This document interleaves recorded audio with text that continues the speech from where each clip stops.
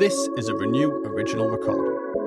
Hello and welcome to Believe in People, a British podcast award-winning series about all things addiction, recovery and stigma. My name is Matthew Butler and I'm your host, or as I like to say, your facilitator. Today I'm with Shev, who shares her journey through family upheaval, addiction and recovery, offering deeply personal reflections on the generational patterns that shaped her life. Shev also discusses how her relationship with alcohol shifted from casual drinking to dependency, influenced by her time working in the pub industry. Through honesty and resilience, Shev's story highlights the power of community, recovery, and embracing a fulfilling and sober life. Shev! Hiya. Welcome to the Believe in People podcast. Thank you. How are you doing? I'm all right. Good, I'm glad. A little bit nervous. I'm sure as we get into it. We'll get into it, you'll be absolutely fine. I'm going to jump straight into it as well. Let's talk a little bit about why you're here and a little bit about your story. Where do you want to begin? I think I was thrust into adulthood at a very early age. Tell me about that then. What do you mean by that? Well, I was the eldest of four. I'm the eldest of four. And I became probably their primary caregiver in a way at probably about 9 or 10 years old. Wow. Mum was working a lot. Yeah. Stepdad was working a lot. So there was really only me around to... That always saddens me, because I think about how important childhood is, really. And I'm still very much connected to my childhood. And you can see in the studio, I've got some little toys and stuff like that around. I'm still, I'm still a big kid at heart, sort of thing. And it always upsets me when I hear about people who have these sort of situations where they are thrust into adulthood, because it's a lot of responsibility to take on. And even now, at 33, sometimes I think I'm too young to be a grown-up. Do you know what I'm dealing with? Grown-up things. Honestly, I'm a grandparent and I feel exactly the same. You don't change, do you? That's the one thing that I've learned is as you get a little bit older, you don't change. There was a song recently on this thing I was watching with my daughter, and it's and the guy saying old people don't feel like old people. I'm not saying that you're old, by the way, but... it's one of the things where when you do see old people out there, they probably still feel how they did. I don't feel any different to when I was about 18, 19. Do you know, I've just kind of stayed the same. I'm sure there is changes in my maturity, but yeah, I think there's a lot of sadness there in a little way because I think because I was sort of forced into maturing at an early age and having to take care of my siblings. Summer holidays were spent looking after the kids, and so even if I went out with friends, they tagged along. All my friends helped to look after him in the summer holidays. And then my mum moved to Cornwall when I was 15, going on 16, and I didn't want to go. And so I found somewhere to live with an older friend, and they went. Mum didn't say, "You're coming." And it wasn't until later that I kind of looked back and felt a bit abandoned by that. Was you kind of hoping that she would have? Yeah, I think I was in a little way, in a little bit. Although I was being defiant, I don't want to leave all my friends here and stuff like that. I think there was probably a part of me that was like, "No, you're coming. Please come." Yeah, you wanted to fight for it a little bit. I'm guessing. Yeah, I'd have felt the same way. Yeah. And then that I was then thrust into this freedom that you wouldn't normally get at sort of 16. And by the time I was 16 and a bit, I was pregnant. So, oh, wow. Yeah. Okay. Yeah, I had my first at 17. And that you'd have been... I never really had that teenage years. And they are the sort of, as they call them, the informative years, aren't they? They're your chance to really sort of go out there and experiment, and not just in terms of substance misuse, but just pushing those boundaries of society a little bit, aren't you? And finding out where you can't fit in there. And I think to not have that is going to have a big impact on yourself. And so being a mother at 17, then what was that like? Well, I mean, you know what it's like at 17. You think you can take on the world, don't you? You think you can be good at anything. It's only when you look back that you go, oh, God, I was a child having a child. Yeah. You have a flat of your own. You've got all these responsibilities. Yeah. Your friends are going out without you. Yeah. As soon as you turn 18, get a job. I got a job at the pub across the road. Yeah. Okay. It's kind of gone from there, really. I ended up as a pub manager further down further on. So, and it was just being my eldest for a while. And it's a lot of responsibility. My dad would take him every other weekend, give me a bit of freedom. He was understanding. He never judged me. Oh, that's good then. Yeah, he was great. Kind of go that way, can't it, I suppose. Yeah, and he realised that I was still a child and that I did need to experience some sort of life. Yeah. So that was good. Yeah. What's your relationship like with your parents when you was growing? Obviously, you said that growing up, your mother was working a lot, but yeah. I think once they moved away, it became very distant. Yeah, I even moved down to Cornwall at one point and felt like we were further apart. Oh, really? Yeah, I didn't see her very often. Yeah. Why was that? I don't know. Well, looking back now, I can see a lot of things differently. At the time, I just thought she didn't really care. You know, as a child, that's what you do. And I was still a child. I was sort of 18 to 20, needing my mum, because now I'm a mum, and trying to see things from a different perspective and have a relationship with her. I missed my siblings, you know. I missed my stepdad. Was your mum making any effort to be with your eldest at the time? No. So I thought that might have been something, being a grandparent. I did, yeah. I did. I saw something not so long ago which was quite interesting. It was talking about grandparents' involvement in sort of our children's lives, and they say if your child has a grandparent that's not involved in your child's life, it's probably because they never wanted to be a parent to begin with. And the grandparents that are heavily involved in their grandchildren's lives is because they're trying to relive those days they had with yourself when you was younger. See, I'm very conscious of that with my granddaughters. Yeah. Yeah. Are you real hands-on with them? I try to be. But I've learned over the years, particularly through recovery, that I do need to balance. Yeah. You know, the fact that, you know, I used to sort of help everybody. I want to help everybody because then I didn't have to look at my own issues. That's it, yeah. You know, so I never wanted to be the mum that my mum was. Then I've been very, very lucky that my relationship with my children is infinitely better than my relationship with my mum. But my mum was a drinker. Okay. You know, so, and I know now that there were lots of things that she experienced during her sort of early adulthood, and as she got older, with relationships and stuff like that weren't great. And that she, you know, there's a history of, well, it was manic depression back then, but it's bipolar now, isn't it? Yeah. There is a history of that on that side of the family. And so being able to look back now and be like, oh, okay, I kind of get where this distance comes from. I found that quite funny, really, and not like ha funny, but I think there's a few things that I've come up with within my family that I had no idea about as a kid. And I'm learning things now, and I'm like, well, why didn't I know that? Why didn't I hear about that? How come this wasn't said to me? Do you know, how come you went through that and, you know, we didn't know about it? And the reality is I was trying to protect you, is what was said to me. And I was like, well, I get that, but I think it's kind of weird when looking back at my own childhood, when I think of it in a particular way. And then there's part of me that looks at it with a bit of sadness and go, actually, none of that is kind of what I thought it was. Yeah. It was just this version of it that I saw. Yeah. And I guess that's life in a way, isn't it? Everyone has a different version of events and how different everybody's day-to-day lives. I mean, even with your siblings, you know, your childhood may be viewed completely different to how your siblings viewed their childhood. And I don't know what the age gap is between you and your siblings. I know they're younger than you, obviously, but there's 4 years between me and my sister, and I think she probably experienced things a lot different to what I did, or she had a knowledge of things that I didn't know, and vice versa, maybe. It's funny. I mean, you know, I look at my siblings now, and, you know, I know it might sound a little bit big-headed, but I kind of attribute some of their personalities and attitudes and the way they are in life and things like that, and successes and things, into maybe I had an input in that because they were around me so much as children, and then there was this huge amount of time where we weren't together at all. So some of it I put down to the time we spent together, and others I'm kind of glad that they got away from Manchester and moved to Cornwall into this village, and, you know, lived this slower pace of life, and they're all just incredible people now. So being a mum at 17, then it's going to come with its challenges, it's going to come with its stresses. You said you got the job at the pub across the road and stuff like that. Did alcohol become a bit of a coping mechanism in the early days to deal with that stress? No, not at first, no. I think I'd always had this idea that I never wanted to be like mum. You know, mum was the drinker. Yeah.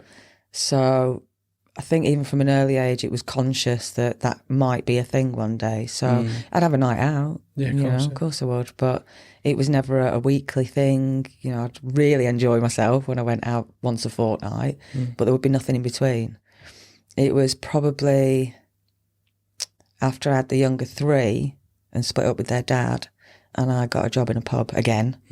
I think I was very proud of the fact that I wasn't a statistic, you know, the statistical single mum on the council on benefits and all that sort of stuff. It was, it was that kind of era where, oh, you had a baby and got a council house. And I was like, not me, I'm going to do it myself.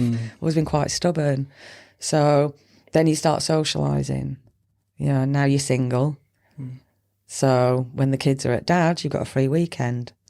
And it kind of just went from there, really, slowly but steadily, you know, over a few years. And then it would be a case of, then I got promoted, I was pub manager.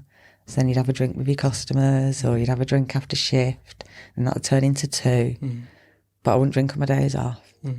You know, you don't see that much these days. When people work in bars, I think there's rules against it now. They're not really allowed they still to. Do it. Do they still do yeah. it? I remember when I was a bit younger, you know, 10, 12 years ago, you sometimes see barmaid behind having a drink and that, but no, I never seem to see it these days when I'm in there. Yeah, they still do it. So when did you realise it became a problem? Because I often found the interesting thing with alcoholism is how, as the story goes, no one wakes up and is suddenly addicted to alcohol. It's a slow process. But I think the thing that I found interesting is, surely at some point you realise, hang on, this is taking hold of me. It's kind of like obesity in some way. Like, I think, at what point did you not realise, okay, you have to do something about this? You know, when you see people that have got really, really big. Yeah. Like, it's the same with alcoholism. I often think, surely there was a point when you realised, hang on, this is starting to take over my life, or I'm drinking at times when I wouldn't normally drink in.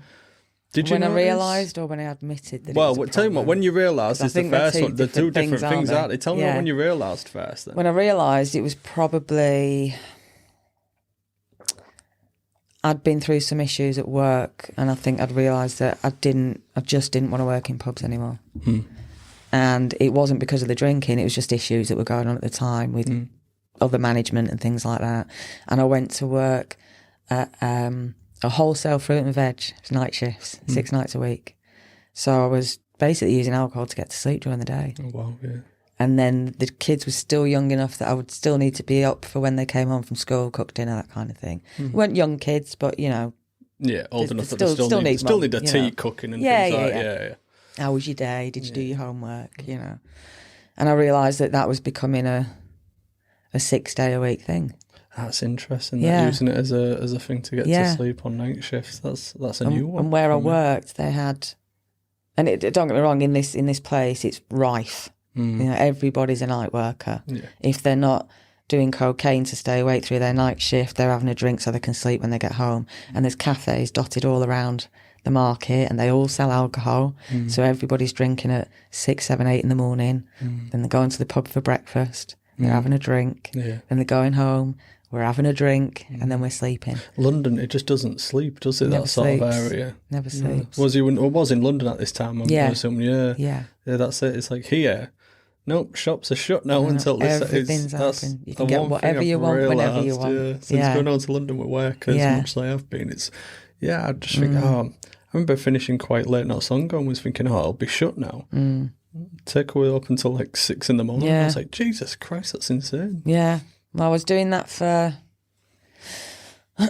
probably 4 or 5 years. And then I broke my ankle and I was laid up for 2 months. And I found Uber Eats and Deliveroo, and I was like, oh, they deliver alcohol. Because at that point, the only times I wouldn't drink is if I didn't leave the house. Okay. So Sundays, basically, I wouldn't drink because I wasn't going near a shop. But now I'm stuck in the house. So just get it delivered. Uber, I've never thought Uber Eats would contribute to alcoholism, but just made it so easy. It's an interesting point, isn't it? So that was after 5 years. I mean, obviously, I'd order other stuff. Of course, yeah. So you don't want it to look too, I need a loaf of bread and a bottle of vodka. Here's a loaf of bread and 4 bottles of vodka. Yeah. That's interesting, isn't it? How that works out. So when did you admit it was a problem then? I'd returned to work. I'd probably been back at work a couple of years. And then I remember getting home one day and thinking, I don't remember buying that. Okay. I'd been in the shop and I'd done, I can't even remember what I'd bought. But by the time I got home, I thought, I don't remember buying this vodka. It becomes such a part of my routine. I didn't even register buying it anymore. And then it was a real quick downward slope, because now I'm like, oh my God, I'm a mum. Oh my God. I know it's been a problem, but I thought I was handling it. Clearly not. And now it's gone from half a bottle a day to a bottle a day. You know, full bottle of vodka every single day. But at this point, I realised I was saving enough for the morning and waking up earlier for my shift in the morning to have a straightener because I was shaking so much every morning. Yeah. And that's when, and I was starting to have some health issues and seeing my GP. Was the health issues related to alcoholism? Predominantly, yeah. Now I know that. Yeah. I was having lots of sort of blood pressure issues and palpitations, anxiety attacks, stuff that I'd never experienced before. Did you not link them to the drinking at the time? Did you think these were separate issues? I mean, Yeah. Yeah. Okay. Of course I did. Was you open with your GP about the alcoholism? Not at first. How Not come? at first. Embarrassment more than anything. Yeah. I knew the kids were old enough by that point. That How old was your eldest at this point? My eldest. My youngest would have been, she's 23 now, so it's been 2.5 years. So she would have been about 18, 19. Okay, yeah. So my eldest would have been around 25. Had they not noticed anything? Oh, God, yeah. Did they? Yeah. Did they ever talk to you about it? Do you know what? They'd make comments here and there. Yeah. But I think it started out that I was cool mum and I would party with, because I'm younger. Yeah. You know. Yeah, there's only 17-year 17 age gap, years isn't there? Yeah. between my eldest and his mates. Yeah. He was 34 by the time your I son was was cool, 17. mum. Sort of thing. Yeah, you can have everybody around it. It's not a problem. Yeah. Clear up after yourselves. You know, they'd make the odd comment. Of course, yeah. But then I turned into a bedroom drinker. And then the bedroom just started piling up. And I stopped hiding it. I stopped caring. I was there. They could come to me about anything. But I was, looking back now, I know I was very absent. You know, physically I was there, mentally absolutely not. And then I can't remember, my GP had slowly, he's a fantastic, honestly, this man saved my life. He really did.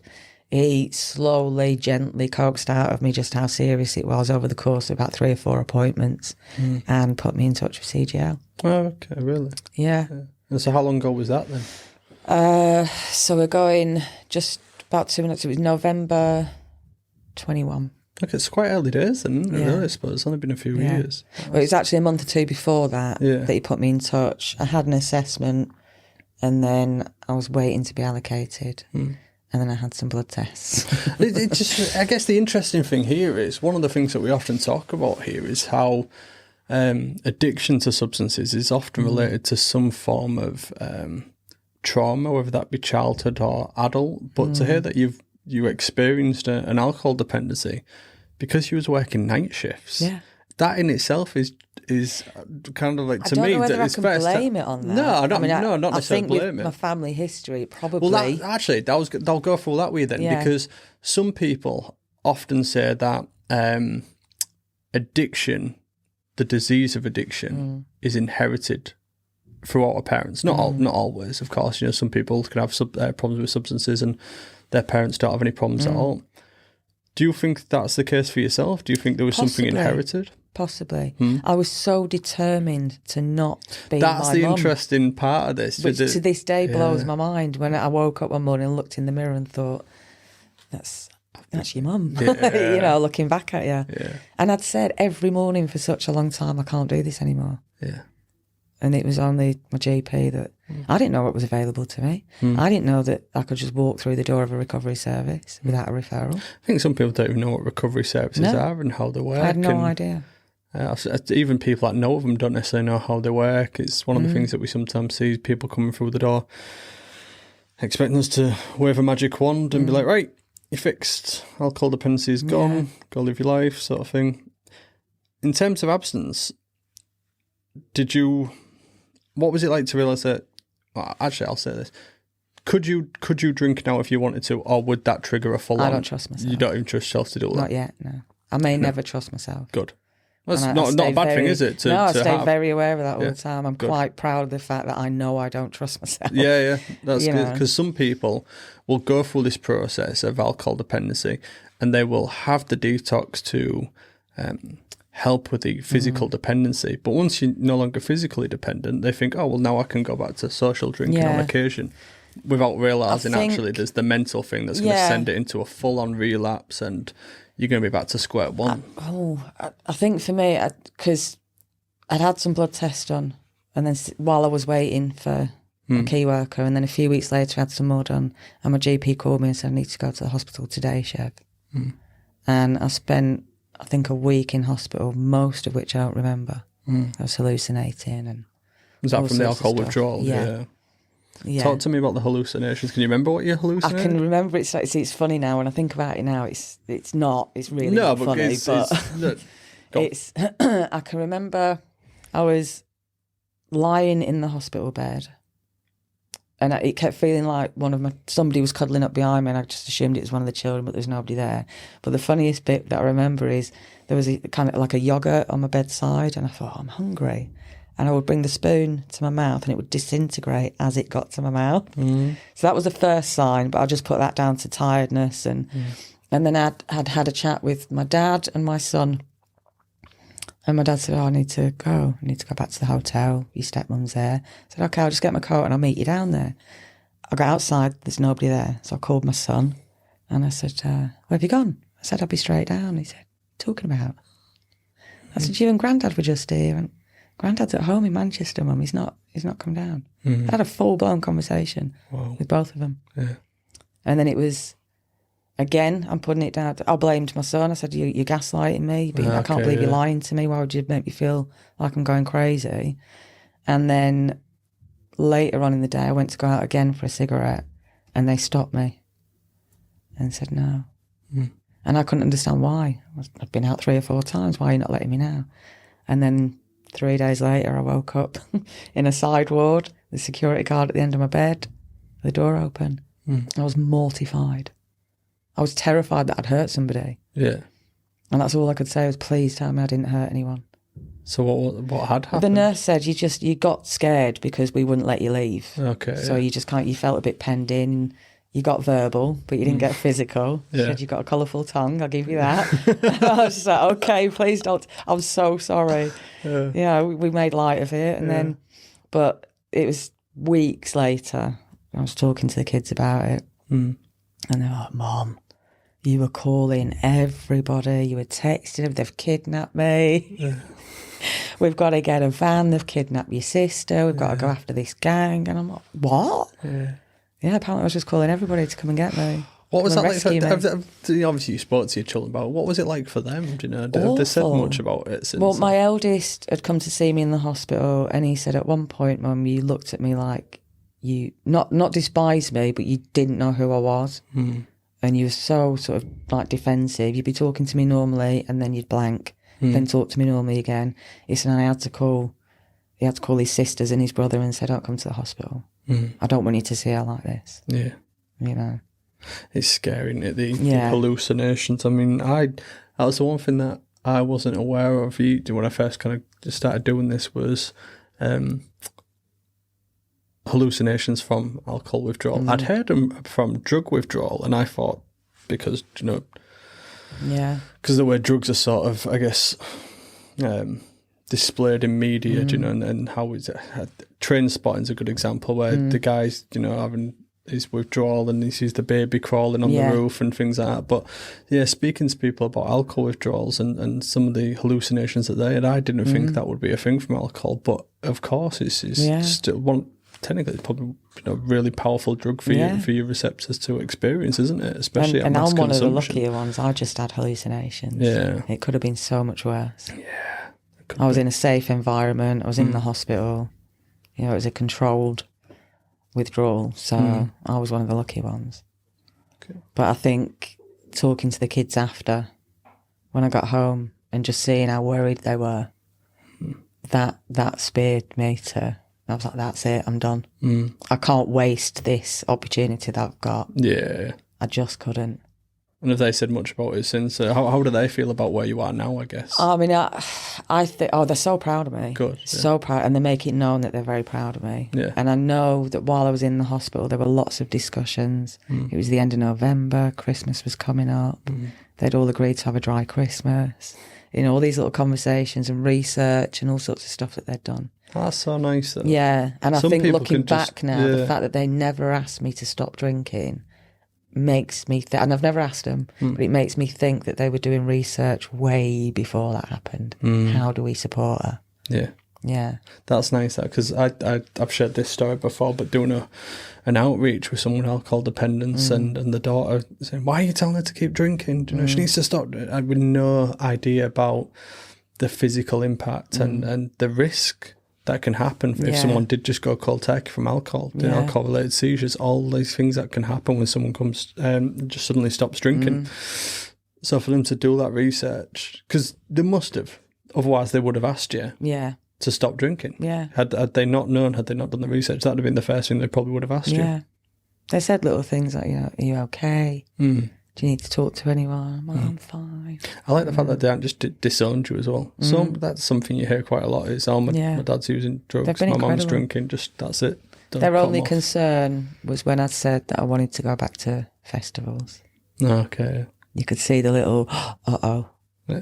I was like, I'm going to be good. I'll do my research. I'll be fine. I've got no intentions of drinking. And I've got an incredibly supportive friend group. Good. So they're like my biggest cheerleaders. So what was the moment in particular where you decided to go to your GP and just, talk about, I guess, what was the thing that made you open up to your GP to begin with? You said there was a lot of embarrassment there. What was the part where you thought, right, I need to tell him about this? He'd asked me a couple of times how much I drink. And then I realised that I was going to work at night. I was drinking on my way home from work. And I could go to an appointment any time of the day with my GP because I work nights. I was stinking of alcohol all the time. It was a smell that never went away. You think you drink vodka, nobody can smell it. Who are we fooling? Yeah. It's like... It's one of the strongest smelling ones, actually, vodka. I know. That's the one you will smell. It's very distinctive. Yeah. And he would just ask me, say, is there anything you want to talk about? Is there anything you want to tell me about your drinking? I'm like, no, I'm good. How come, work didn't flag it? Guess you said it's quite common for people to get a drink you talked about cocaine use to stay awake, drinking to get sleep. That's what I mean, they're all doing it. I find that bizarre. One of the guys as that an I worked employer with actually used to work for me in the pub, so we knew each other really well. We'd partied together over the years. He knew my children, so he was quite a heavy drug user himself. At particular situations, not daily, but he knew how to party. Yeah. And eventually, at some point, he messaged me outside work and said, listen, as your friend, people are noticing. Okay, yeah. I just want to know you're okay. Again, really supportive. I'm like, why is everyone being nice to me? Why does everyone care? That's it. Why does everybody care? Yeah. I just found it funny from an employer perspective not to flag it. I mean, here it's different. We work in a drug and alcohol treatment service. There's reasons why, God, if someone come in with even a slight whiff of alcohol, it'd be instantly investigated. The actual bosses were in semi-retirement at that point, so they weren't in very often. No. Yeah. So just go and do your shift and go on. As long as the work's been done. Yeah. And was you turning up to work under the influence or? Well, it depends what your class is under the influence. I'd had a straightener. Okay, yeah. So I was probably as sober as I was going to be. Yeah. And, I worked all through COVID like that as well. So, it was stressful. We were busier than we'd ever been, So, and then travelling home on empty trains in the morning. It's bizarre. Yeah. I imagine COVID in London would have been a weird eerie time. Yeah. That opening scene to 28 days later. I was about to say, it was just like that. I've got a picture on my phone somewhere of my train. Yeah. From one end to the other that I was on, and I could see the feet of maybe two other people on the entire train. That's insane. I sent it to my dad. I was like, "Send me way home from work, Dad." Yeah. That's one of the things where, if I could go back, that's probably one of the places that I'd go to. Because I only went to London for the first time a couple of years ago with work. I'd never been to London before. London's incredible. I do really enjoy it now. I often kind of put it down to, funny enough, it was more, I kind of liked the fact I'd never been to London in some way. It was one of the things I've never been. I've been to all these places in the world, but I'd never been to London. And I went with work one time, and like I say, it's always so busy. And one of the things that I found interesting about London is I'm quite an anxious person, and I found that in London I don't get very anxious because you just blend in. Nobody cares. Nobody cares. Everyone's got their own shit. You just disappear into a crowd of people. Don't make eye contact. No, that's the weird, because up north we're a lot more friendly. Do you know? I'm a northerner, you see. So even now, and I've been down there longer than I was up north. Up north, yeah. So, but even still, I find it difficult sometimes. I'm like, morning. Yeah, that's the thing. And Yeah, everybody's certain like people look staring at at me like I've got two heads. Like, Yeah. do I know you? Like, Yeah. no, just saying good morning. You know, Yeah. it's what we do. What was the rock bottom moment then? What was the worst moment that you had during the alcoholism? Not necessarily the moment where you decided to open up. I'd already decided. I know when it was. I'd already decided to get help. I'd told the kids that I was getting help, and nobody had been in my bedroom for a long time. You could barely see the floor. Just bottles. Just trash. I just lived in this room. And my son came to visit, and I think my daughter had said something, and he just barged straight into my room and went, "Oh, Mum." Went downstairs, came back with bin bags. And I think it was the fact that they never said anything to make me feel bad. They never did anything out of judgment. They just started clearing up. And it broke my heart. Yeah. Yeah, I get upset thinking about it. Yeah. Why does it upset you? Just because they're incredible. Proud of them. Yeah. It's nice. Yeah. I very rarely get emotional unless it's about them. I'm incredibly proud of them. So what was the most important thing in terms of, well, not necessarily the most important, but what was the most helpful thing for you when achieving abstinence? Group work. Because a lot of people don't like group work, do they? And I don't know why. No. I understand the anxiety of joining a new group of people and talking about your deepest, darkest secrets. Yeah. I get it. Yeah. But when you explain to people that it's not like maybe AA, where you have to stand up and tell your story or this is what people are told. If you don't want to talk, you don't talk. But listen. Yeah. Because everybody's at different stages of their sobriety. They might only be just entering into recovery. They might be 3 months down the line. And they're invaluable, these people, in supporting you. They know how you're feeling. They know what your barriers are. They know how anxious you might be feeling. They know why you might be experiencing certain emotions. If you're a month in or 6 months in, they can give you the best tips and advice, and they just get it. I mean, what more can you ask for? I get it. I think I would. I think I would struggle being in a group environment, but that's because I'm quite a private person. I think I'd find it hard opening up about things, and sometimes you're in certain situations and you've got strong characters in there, and you've got your ones that even, you might have experienced staff training and you've got the couple of people that can answer everything and they'll talk, and there's the people that just don't say anything for the whole 8 hour day. And then I kind of found myself falling into the middle a little bit, or speaking if nobody else speaks and things like that. But yeah, I think that's where I would struggle with the big personalities and the big characters. And advice is an interesting one as well, because sometimes I always say this, but I've got different friends for different things. If I want advice, I'll go see one of my other friends. If I want someone to just listen, I'll go see one of my other friends. If I want someone to tell me stop being an idiot, sack up, sort of thing, I'll go to one of my other mates. I've got 3 people that can offer very, different perspectives on things. And I think that's where I would find myself in a group, is the unwanted advice. How did you find that, people sort of giving you advice and telling you, oh, you need to try this, you need to try this? Listen, I'm open. You welcomed I don't have it. to take your advice. No.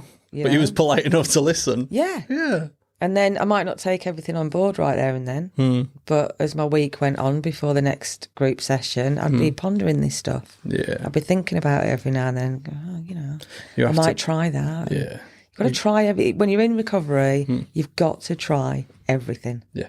If you want to succeed, just be a sponge, soak everything up, listen to what everybody's got to say, try everything. And just do whatever you need to do for yourself. You can't be stubborn in that environment, can you? No. Your stubbornness is what probably led you to some of those situations, isn't it? The only bit about the stubbornness, and my dad would tell you this, I am very stubborn. And he said to me when I got sober, he said, I never thought that stubbornness would come to use. Yeah. But that's what keeps me sober. Being stubborn. I'm stubborn. Yeah. I'm not going to show anybody that I'm a failure.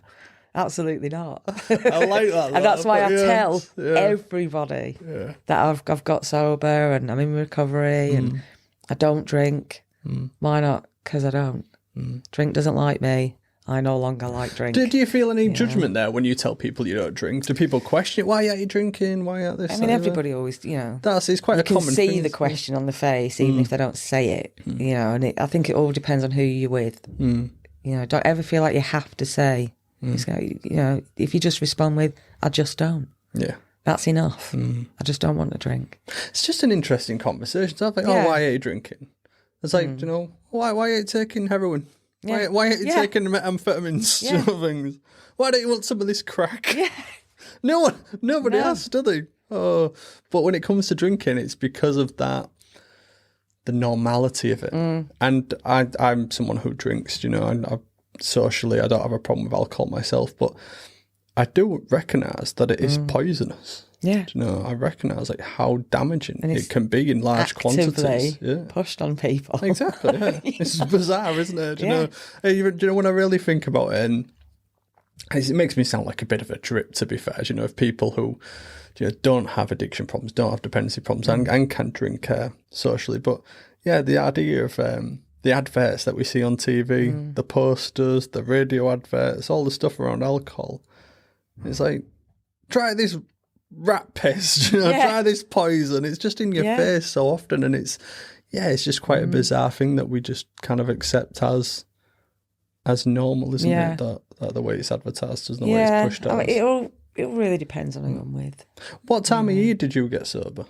End of November, the worst time. Oh yeah, because you mentioned about Christmas then. So what was the first? Because so many people worry about that first Christmas, but I always say there isn't a good time to get sober, because in summer you've got the beer gardens, and winter you've got the whole New Year's drinking and stuff. I think because most of my friends don't live where I live, so we only ever really see each other in a party environment, in a celebratory or festivals or somebody's birthday. So they used to see me drinking. They used to see me happy, in a good mood and enjoying life. So I didn't really need to explain to anybody. I was never put in a position. The only people that needed to know were work, who were incredibly supportive, because they knew. They'd seen it happening. So I never had to explain really to anybody. Anybody that was in my life knew why I wasn't drinking. And then slowly but surely, as I started to sort of, I'm going to really have to start socialising if I want to go back to festivals. So it started with a friend's birthday in Oldham. Yeah. And I thought, oh God. And at this point, the sort of inner circle of the bigger circle of friends, everybody knew. Nobody had asked me, but it had got around through my closest friends. And I just remember people saying to me, I'm so sorry. We didn't know. So you just pulled the exact same face that I did. Yeah. Really confused. What are you sorry for? Yeah. I didn't tell you. I didn't tell you I had a problem. Yeah, but we should have known. How would you... We're always drinking when we're together. We're always celebrating something. Why would you have noticed? Yeah, because normal, isn't it? Yeah. Normality. You don't see me every day, my normal day-to-day life, so you wouldn't have had a clue.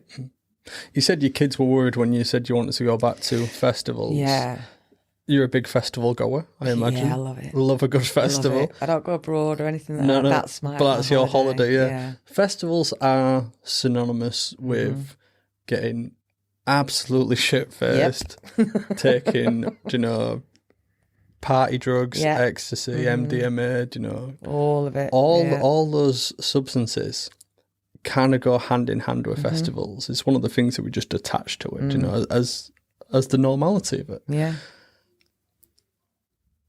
Talk me through going to your first festival sober, because I think going to your first party sober can be quite intimidating. That was really intimidating. Yeah. Because it was all eyes on me. Everybody knew the situation, and you could see there was still a little, do we ask her about it, do we not? So nothing really was said. There was a couple of hugs. I've got your back, Shev. And I was like, that's really nice, thank you.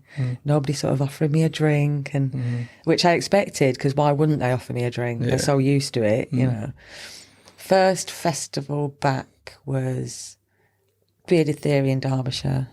So it's the second bank holiday in May 2022. And it was incredible. Just so much support. People would offer me a drink and I go, oh God, sorry. I'm like, no, don't be sorry. And the amount of times I would say sorry and it was always the same person until eventually it just became a running joke between us, and he still offers me a drink to this day because it's just part of this running joke. Yeah. We've talked about this, but it would be a case of they just would apologise over and over again. If I only know this, conversations change every year, but they open up to me more every year about how they feel about it. And it's like, oh, I won't even ask you to hold my drink. Why? Yeah. I'm going to drink. Would I have drunk your drink before? Yeah. And oh no.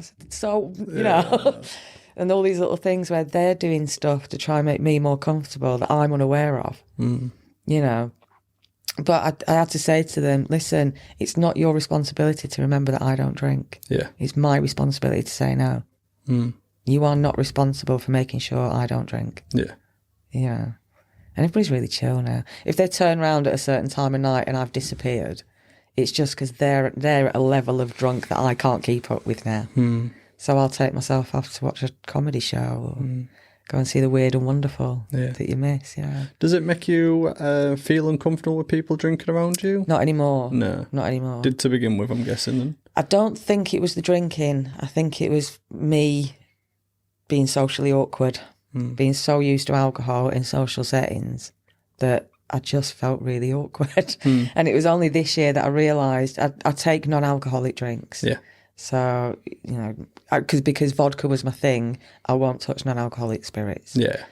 Beer and ciders was never my thing. I'm quite happy with a non-alcohol. But I realise it's not having the drink that I miss. It's just the holding a drink in a social setting. This is it. And it only occurred to me this year, actually, because I was standing there without one at one point. And I was so awkward. I was about to ask when you said about feeling awkward around people.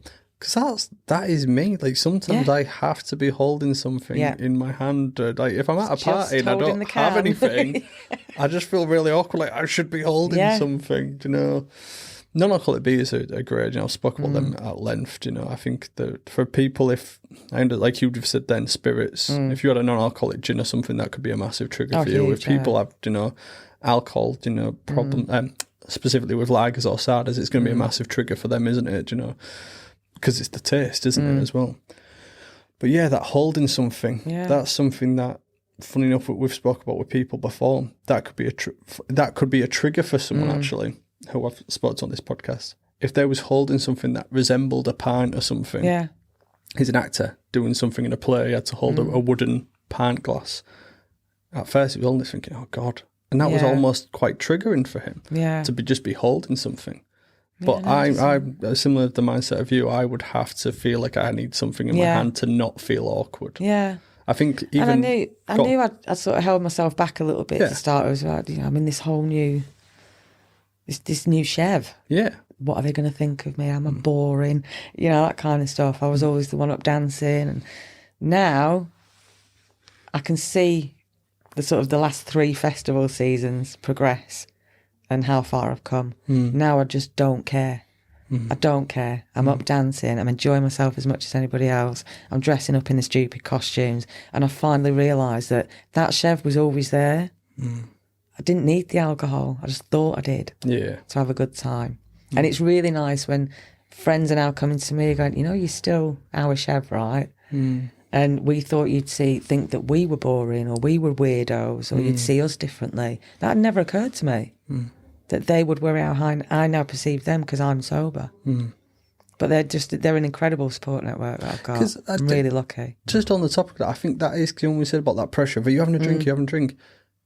I think sometimes that is part of it. They want to be able to act stupid, but don't feel like they can act stupid if someone is around them who will remember, who will judge them.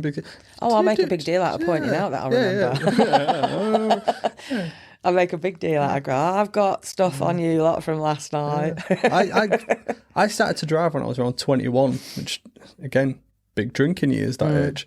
I remember going to one of my first parties and it was at the other end of the city, so I drove there, so I didn't drink. And I enjoyed that experience so much because it was so nice to go home when I wanted to go home, to remember everything that had happened. And it was one of the times where I felt like I really enjoyed myself with no alcohol involved. So nice to remember the party. That I never did festival sober before. Yeah. It's just, it's like I'm doing them all for the first time. I remember everything. I feel great.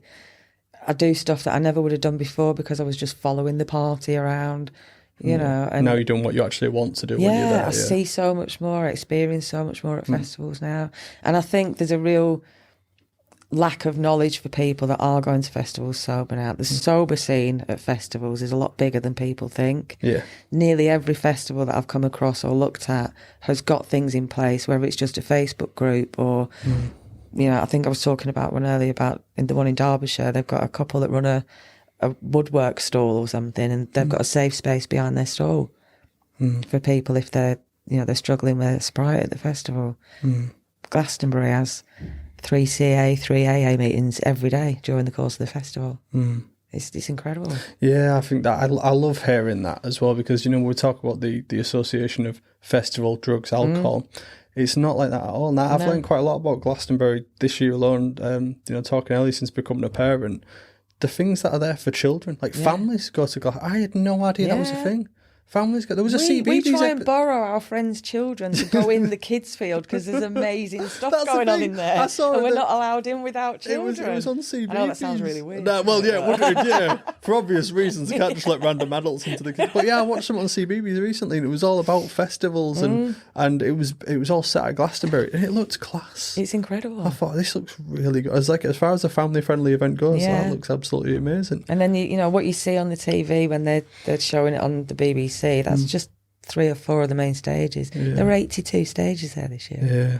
And the healing fields, and it's incredible. I love it. Yeah, I'm going to a real hippie fest in a couple of weeks. Go on, tell me what that is. Into the Wild. Yeah, it's like 200 workshops. You can do anything from yoga to, I don't know, throat singing and making long bows. Yeah. Flower crowns. You say hippie love festival, it. but you know, I in the 70s sort of thing, the 80s, a hippie festival would have been like sitting around getting high and things like that, wouldn't it? So it's almost taken a bit of a... There's no alcohol on sale. Yeah, on complete site. 180 really to what it would have been 50 years ago. People can take it if they want, but they're not selling it on site. Okay. It's just a real well-being, back to nature. I can't wait. Connect with... Yeah, my daughter and her partner are coming as well. Oh, that's nice. They were going to drop me off. Yeah, and he was like, no, you can stay. He looked at the website and he was like, oh, bushcraft, we're coming. I was like, okay. That's amazing. Yeah. What advice would you give to people, Shev, who are maybe struggling with alcohol dependency? Or, you know, maybe in sobriety and are feeling the temptations, or like you said, you've started going to social events now. Yeah. And some people in sobriety don't feel like they can put themselves out there to do sociable things out of fear of relapse. What advice would you give to people? Talk. Just talk. You know, I think what's worked for me is just telling everybody. Just... Then I know that I can say, do you know what, I'm struggling today. I just want to chat. I know I can pick up the phone to any of my friends, any of my colleagues even. And it's like, do you know what, I'm not doing good today. You know, just talk and talk and talk. And, you know, do your research. You've always got to put your management in place. Even now, I'm still putting management in place. So I know if I'm going to this function or that festival, I'll put some research in what's available, you know.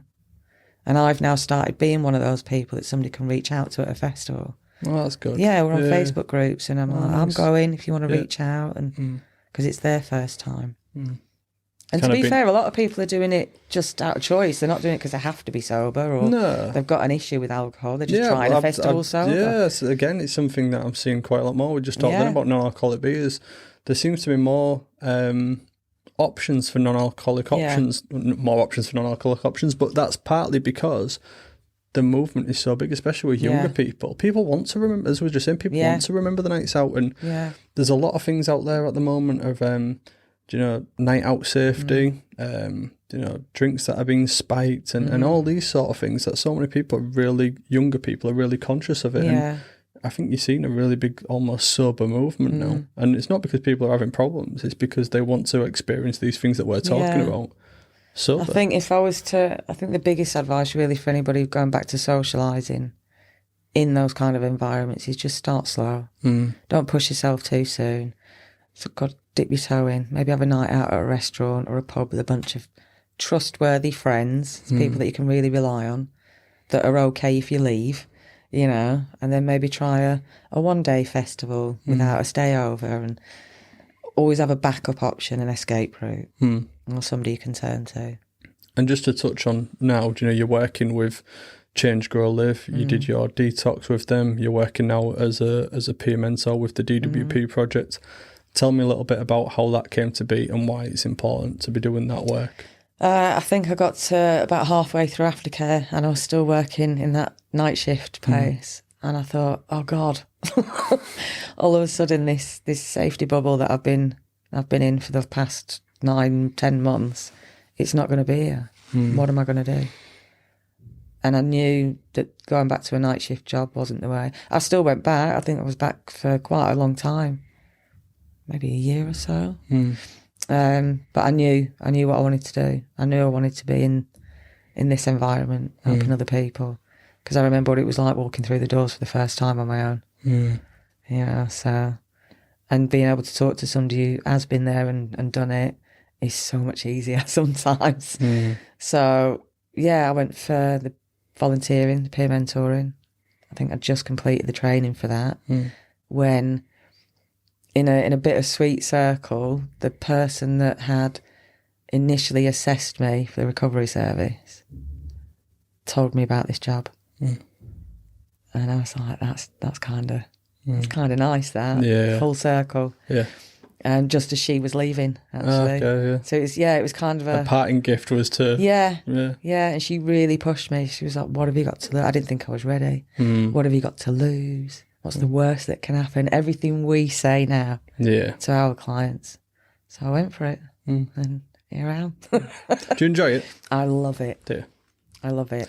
Does obviously it's a big part of your life is recovery. I think some people struggle where almost their entire identity becomes recovery, and when you work in this field, that kind of becomes the thing because you're maintaining sobriety outside of work. You're talking about sobriety in work. Has that affected you negatively at all, or has it just been nothing but positive? No, positively. I've adopted a lot of things that I suggest to clients, maybe, and then at the back of my mind as I'm saying it, I'm kind of like, you don't do that. Yeah. So I've tried it and I go, quite like that. You know, so practice what you preach. Yeah, sort of thing, I've got a lot out of it. Good. It also, I'd be a massive hypocrite if I didn't maintain my sobriety while I was doing this. So it definitely helps keep me sober. Good. I like being able to show them that there's life after recovery. But I am very aware that I don't want my recovery to be my defining feature for the rest of my life. Yeah. So, you know, we've had discussions about development and stuff like that. I think it just becomes a small part of who you are eventually, doesn't it? I think when people first get sober, it's kind of like when people go to the 30 meetings in 30 days and things like that. It's so heavy recovery focus, go. And then after a couple of years, it's just, I go to the occasional meeting now and again. And it's just a very small part of your life is the fact you don't take substances. You don't drink, do you know? And but I'm paid to talk about my recovery, my experiences. Yeah. And I think at some point I'd like to sort of step back a little bit from that, but not too much, because I love this project. I'm really passionate about it. You know, I think it's vital. And I really think it'd be massive if we get the go-ahead to carry on. So I'd maybe like to move into maybe take a little position. Step up, maybe a little, not too far away from clients, just enough. Just enough. That I can, Is there anything else you want to talk about today? Oh, no, really. No? That's fine. I've loved being up here. Honestly, the setup here is brilliant. I've really enjoyed it. Yeah. Well, we've enjoyed having you down. Thanks down. for putting me at ease. No, it's all right. No worries. It's been like a therapy session. Good. This is great. People often say being on this series is a very cathartic process. It is actually, yeah. I like to finish every episode that we do with a series of questions, not related to what we've spoken about so far. Quick fire questions, or as quick as you can do. What's your favourite word? Oh, I can't say that. Go on, you can. Are you sure? 100%. Cunt. Nice.